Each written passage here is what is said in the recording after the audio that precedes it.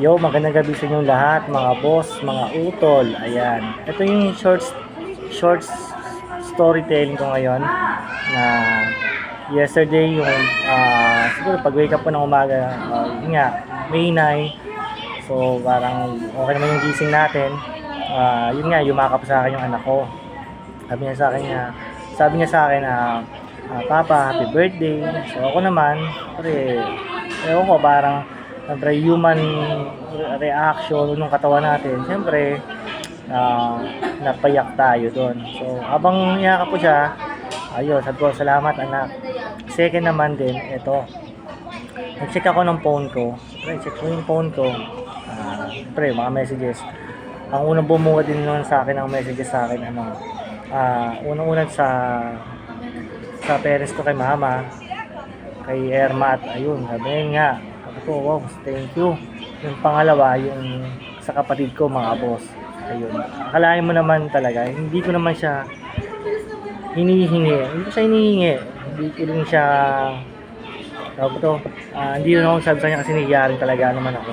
Alam mo yun, yung parang blessing na may binigay sa'yo na parang, ito, start up, parang may capital ka, start up your capital. Parang, siyempre hindi ako makapaniwala. Ito yung mga bagay-bagay dito rin sa mundo na parang napagtugma-tugma ko na may maganda pa pala mas mangyayari kapag hindi natin hinihingi. Hindi natin hinihingi. May kusang dating na mas maganda pa pala. So, madaling sabi na yon, natuwa ako ng sobra-sobra nun. And then yung pangatlo, naantig ako nun yung, syempre, yung may bahay ko o yung partner ko sa buhay ko. Ayan, si YB naman, ayan. Syempre, galing trabaho, syempre. Ako may hindi na akong tao naman, wala akong problema. Yung pag-uwi niya, ayan, bigla lang niya ako niyakap. Parang sabi ko, wow. Parang na-appreciate ko yung mga bagay na sabi niya, happy birthday. Yung sa tingin nila kasi yung sa iba simple lang yun, pero sa akin lalo na kung sa emotionally and mentally din, malaking sa akin yun, boss. Malaking impact sa akin na gano'n kasi yun nga, di ba? Totoo naman, wala naman akong sapat na trabaho kinikita. Yun na lang, talagang all in na lang ako dito kung gagawin ko dito, di ba? Yan, sa pagme-merch ko, sa pagba-vlog ko.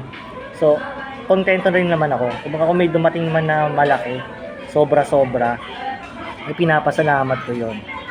Talagang sobra-sobra yon. Tapos siyempre yung pang-apat, para sa akin din, yung malakas na impact rin talaga. Alam mo yun, yung sa social media, siyempre, ayan, yun nga, nag-post ako ng birthday ko, yung happy birthday, ang dami man nakaalala.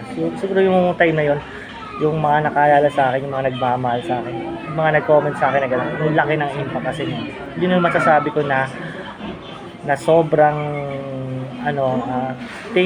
thankful ako o very grateful sa gano'n na imagine mo magpo-post ako ng gano'n na sabi na siguro mga 20 years, 30 years ko mga nakilala dati mula doon sa since na yung birth o yung sa lugar ko na kinalakihan kasama nag-abroad na yung iba may kanya-kanya na rin na buhay na rin, yung bang naalala niya pa rin ako. Kaya sabi ko lagi, I appreciate and very grateful. Hindi naman mawawala sa akin yun na pagka na may nag-comment, talagang nagpapasalamat ako kasi yun, nagbigay sila ng time tsaka ng effort. Yung ganun, time and effort, yung sa akin, hindi ko siya na magandang bagay yun. Yung i-greet ka nilang ganun, sobrang blessing na yun. Mga ngayon, siyempre, start na ako ngayon sa akin to, mga sir, mga boss, mga ate, kuya. Kung wala na rin talaga, all in na lang talaga ako sa gagawin mo talaga. So sa akin parang, yung sa tingin nila maliit, sa kanila maliit, pero sa akin magandang impact yun eh. Kumbaga, ang laking blessing nun. Pinapasalamat ko nga yun.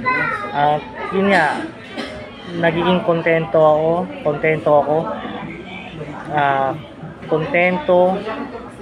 saka syempre lagi kong inuuna yung mga anak ko, mga pamilya ko, kasi sila dahil man talaga yung number one treasure ko. Syempre hindi naman tayo kakalimot naman, siguro yung si mama pwede naman, pero pinaka sa akin talagang hindi ko makakalimutan talaga. Kapatid ko. So, sinashoutout ko si Jomay Marquez at saka si Mitch Juanilio na tumutulong sa akin hanggang until ngayon now. Na yun nga, hindi naman ako nanghihingi sa kanila, pero sila yung nakakaintindi pag meron times ako na sobrang bigat na nararamdaman ko, siya yung taong handang makinig.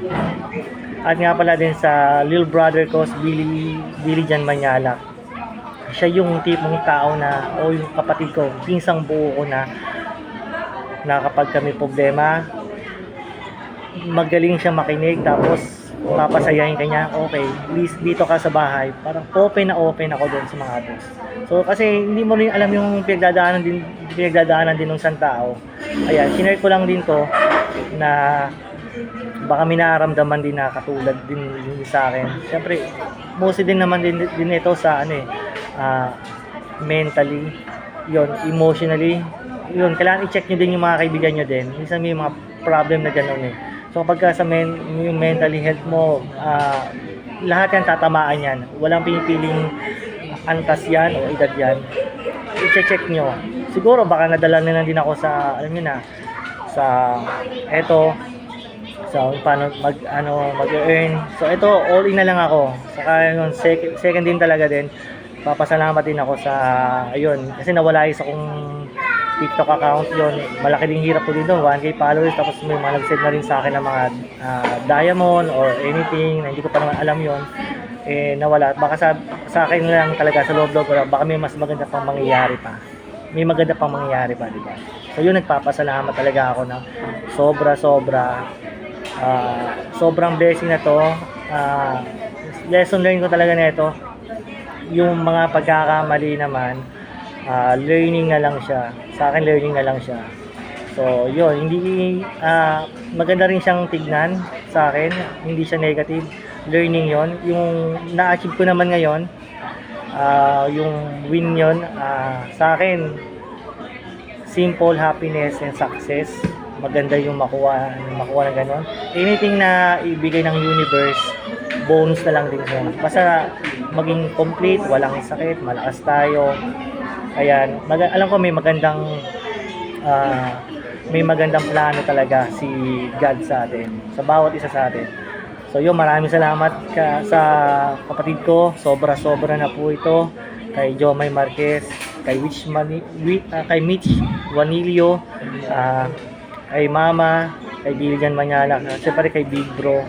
Ayun, si Big Bro yon, always siyang nag-check sa akin. Sabi niya, ang lalim ng mga minsan, yung mga thoughts o yung quotes na alam ng tao, no? Maramdaman niya yun sa kapwa rin.